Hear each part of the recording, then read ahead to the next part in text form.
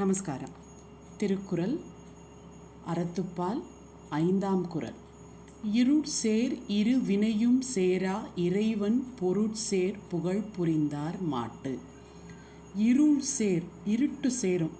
இருட்டு சேரதுக்கு என்ன அர்த்தம்னா, இரு வினையும், 2 வினைன்னு சொல்கிறார். நல்ல வினை, தீவினை. அந்த ரெண்டும் இருட்டை நமக்கு கொடுக்குங்கிறார். என்ன சொல்ல வர்றாரு இப்போது? நம்ம பாவம் பண்ணினா நரகத்துக்கும், புண்ணியம் பண்ணினா சொர்க்கத்துக்கும் சொல்கிறோம் இல்லையா?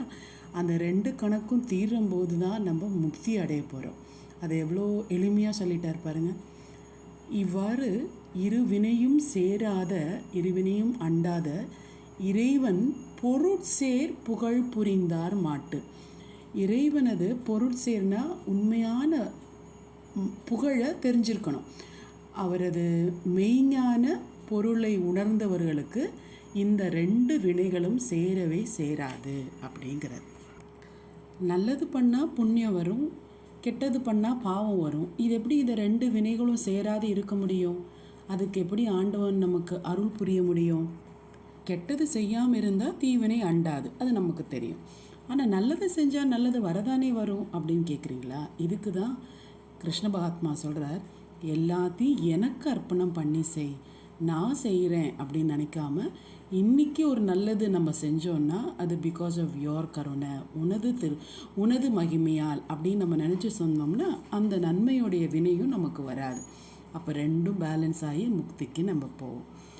இப்பேற்பட்ட இறைவனது உண்மையான புகழை அறிந்த மெய்ஞான பக்தரான கண்ணனார் அவரது கதையை இன்று பார்ப்போம்.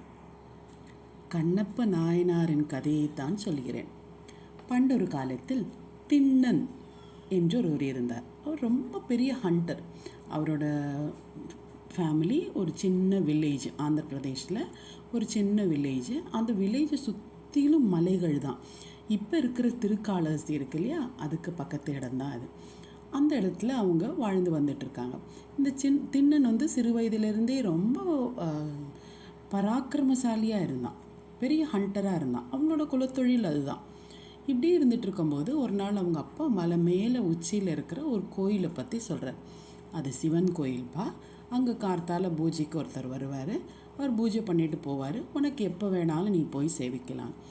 ஒரு தடவை இந்த திண்ணன் ஒரு பக்தி மிகுதியால் அங்கே போகிறான். போனால் அங்கே இருக்கிற சிவனை பார்த்து ரொம்ப மெய்மறந்து கட்டுண்டு படுகிறான்.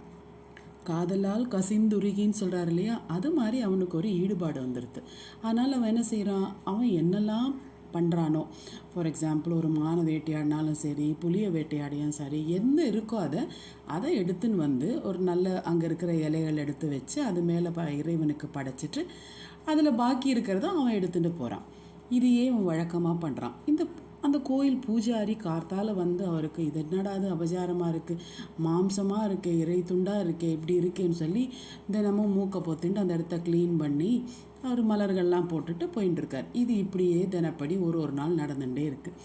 ஒரு நாள் இறைவனுக்கு கண்ணப்ப நாயனாருடைய பக்தியை, அதாவது நம்ம திண்ணனுடைய பக்தி எல்லாருக்கும் காட்டணும்னு ஆசை வந்தாச்சு. அவர் திருவிளையாடல் பண்ணுறார். என்ன செய்கிறார், படப்படன்னு அந்த கோயிலோட மேல் பிரகாரம்லாம் இடிஞ்சு விழ ஆரம்பிக்கிறது. உடனே அங்கே இருக்கிற குருக்கள் எல்லாரும் அரண்டு அடித்து வெளியில் போகிறாங்க. ஆனால் திண்ணன் மட்டும் என்ன செய்கிறான், சிவன் மேலே எந்த துகளும் படக்கூடாதுன்னு அவன் மேலே விழுந்து சிவனை காப்பாற்றுற மாதிரி அவன் மேலே விழுந்து போத்திக்கிறான். இது ஒரு சிறந்த பக்தியாக ஏந்து பார்த்தா சிவனோட கண்ணில் இருந்து அப்படியே ரத்தம் வருது. அதாவது லிங்க உருவில் கண் இருக்க வேண்டிய இடத்துல இருந்து ரத்த உருவை பார்க்குறான். பச்சையில் கொண்டு அரைச்சி போடுறான், அது இப்போ தான் பண்ணுறான், இதை பண்ணுறான், அந்த ரத்தம் நிற்கலை. அவனுக்கு என்ன தோணுச்சோ தெரியல, தன்னோட கண்ணை பிடுங்கி அந்த இடத்துல எடுத்து வச்சான். அந்த இறைவனது புகழ பாருங்க, அங்கே அந்த ரத்தம் நின்றுது. ரத்தம் நின்றவுடனே அவனுக்கு ரொம்ப சந்தோஷமாயிடுது. ஆஹா, ரொம்ப பரவாயில்ல, கண்ணு கொடுத்துட்டோம் நம்ம இறைவனை, அவர் ஏற்றுன்ட்டார் அப்படின்னு. கொஞ்ச நேரத்தில் பார்த்தா அடுத்த கண்ணிலேருந்து ரத்தம் வர ஆரம்பிச்சிருது. இப்போ அவனுக்கு தோணுச்சு, தன்னோட இன்னொரு கண்ணையும் எடுத்து அங்கே வச்சா சிவனது கண்ணிலிருந்து வரும் ரத்த நீர் நின்று போகுமே. ஆனால் எப்படி எடுக்க முடியும், கை தன்னோட உடம்புலேருந்து எடுத்துடலாம், பட் பொருந்துறதுக்கு அவர் அடையாளம் தெரியாது இல்லையா.